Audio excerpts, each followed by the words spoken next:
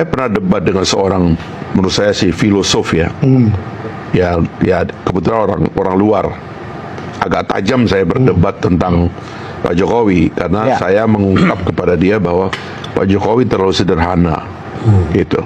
Tapi dia jawab saya dengan singkat begitu.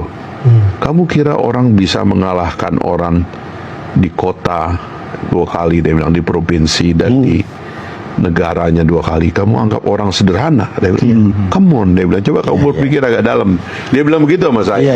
Saya sebagai orang politik agak tertampar dengan kalimat itu, dan saya cari tahu. Salah satu temuan saya adalah ada banyak khazanah politik yang kita nggak tahu dari Pak Jokowi itu, karena di antara yang paling kuat, terutama dalam kultur orang Jawa, itu adalah kemampuannya mengolah jiwa untuk mengatur situasi di sekitarnya itu hebat sekali gitu. Dan kita kadang-kadang orang luar Jawa terutama itu nggak sabaran untuk melihat itu. Dan itu di antara yang dimiliki oleh Pak Jokowi. Makanya saya dulu nggak bisa membaca. Saya pengkritik Pak Jokowi, tapi tahu nggak, kalau ada rapat konsultasi, dia nggak mau kalau Pak Fahri nggak hadir. Itu pesan dia kepada Setia Novanto. Walaupun waktu itu tetap jadi saya pengkritik. Setia Novanto, Bambang Susetio, ya kan, Ade Komarudin, ketua DPR 3 kali karena pada waktu itu ada gonjang-ganjing. Setiap rapat konsultasi dia nggak mau kalau Pak Fahri nggak ada. Apa sebabnya? Itu dia, itu satu, Bang, ya. Yang kedua, waktu kita perpisahan, Bang, itu dia kumpulkan ketua komisi dan ketua fraksi semua. Dia bilang yang membela saya di DPR itu hanya Pak Fahri. Wow. Yang lain nggak bela saya. Bela apa ini? Nggak tahu. Waktu itu memang kita lagi terakhir kan ada perubahan undang-undang KPK kan. Jadi dia lihat saya.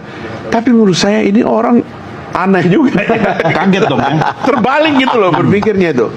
Lalu kalau kita ngomong berdua gitu, ada hal-hal yang dalam yang dia katakan gitu, yang mungkin kita nggak bisa ungkapkan tempat orang, tapi dia agak dalam memantau, dia detail. Pak Prabowo ketemu saya gini, dia bilang, Fahri, kamu tahu nggak kalahnya kita dengan Jokowi apa? Micromanagement. Itu Prabowo, saya ngalah. Soal micromanagement kita kalah sama Jokowi. Dia bilang itu detail sekali, dia bilang. Jadi saya akhirnya kan setelah saya di luar kan, dan tadi saya katakan saya nggak lagi bertugas untuk mengkritik eksekutif karena saya bukan legislatif begitu ya. Saya coba baca gambar besar ini secara baik, karena itulah saya coba memahami simbol-simbol yang dia buat. IKN itu mimpi Bung Karno. Betul. Udah ada tempatnya lagi yang ditentukan. Pak Harto sempat membebaskan lahan di Jonggol, ibu kota. Pak Habibie berbicara tentang itu. Semua presiden berbicara. Pak Jokowi tiba-tiba dia patok, bebaskan lahan. Dia bilang dia taruh alat berat, gerak, dia bangun. Ini apa namanya gitu loh. Kan ini juga kita manusia itu banyak salah, dan kita juga termasuk yang suka ngeritik itu juga harus sadar juga bahwa kita banyak salah. Saya lihat ini kenekatan orang ini adalah khazanah kita. Makanya saya tidak mau, apalagi karena beliau sudah akan berakhir, tidak mau bahwa beliau itu dalam situasi seolah-olah berakhir jelek. Justru dia lagi meletakkan sesuatu yang baik bagi kita dan pemerintahan baru yang akan datang. Kita mengucapkan terima kasih kepada Pak Jokowi dengan apa yang dia buat ini, dan kita sambut pemerintah baru. Kan begitu aja. Mau apa lagi kita coba?